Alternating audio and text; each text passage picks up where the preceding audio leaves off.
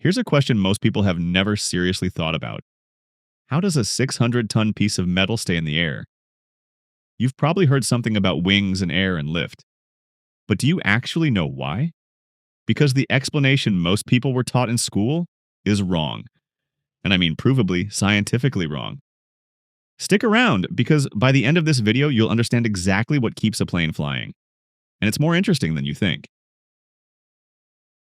Before we get into lift, you need to understand the four forces acting on every aircraft, every single second it's in the air.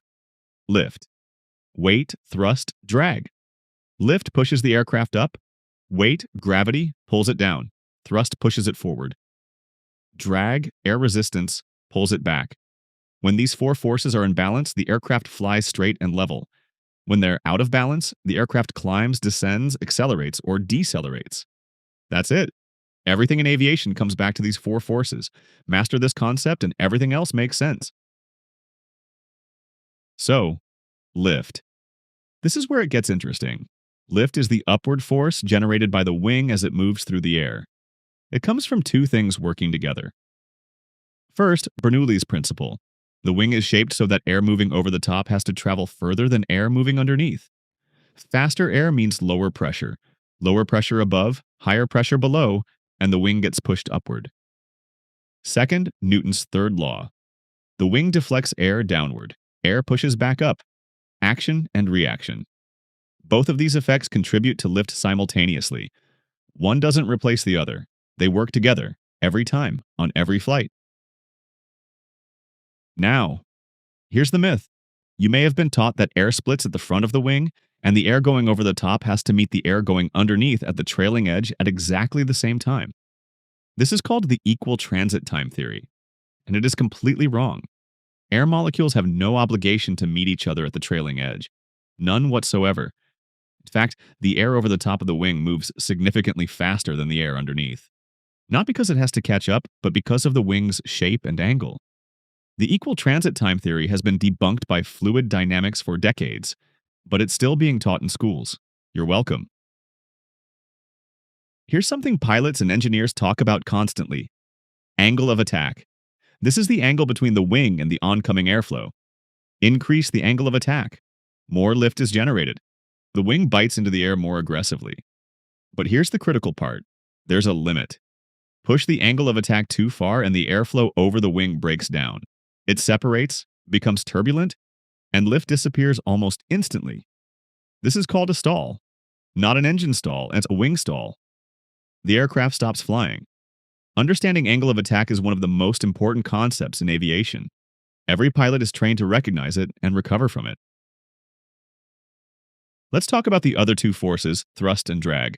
Thrust comes from the engines. On a commercial aircraft, that means turbofan engines. They pull in air, compress it, burn fuel, and push the aircraft forward.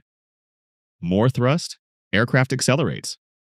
Less thrust, it decelerates. Drag is the resistance the aircraft faces as it moves through the air.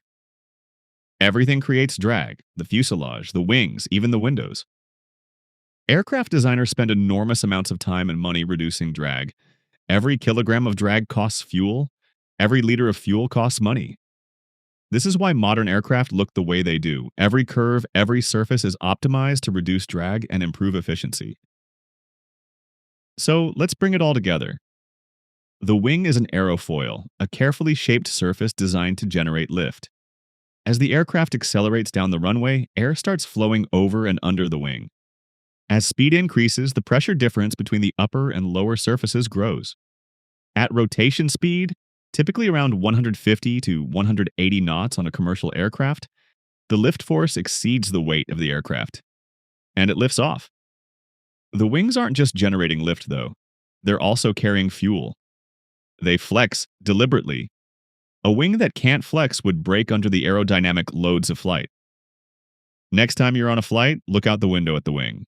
Watch it flex. That's not a problem. That's engineering. This is the part people actually want to know. What causes planes to crash? The honest answer, it's almost never one single thing. Aviation accidents are typically the result of multiple failures occurring together. A chain of events. Remove any one link in that chain and the accident doesn't happen. The most common factors: human error, system failures, weather, and maintenance issues. Often a combination, but here's what's important to understand.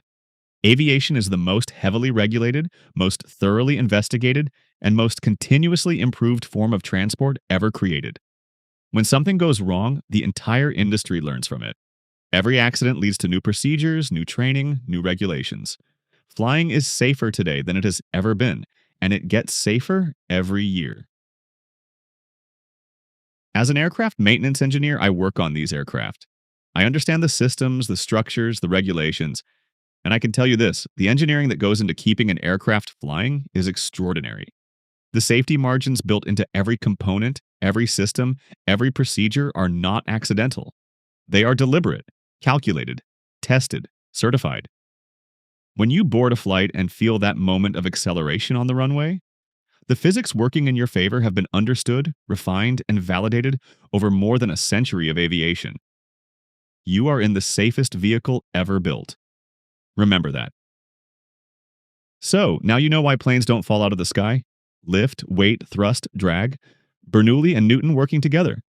Angle of attack, aerofoils, and a century of engineering. If this changed how you think about flying, hit subscribe. I break down aviation in a way that actually makes sense. See you in the next one.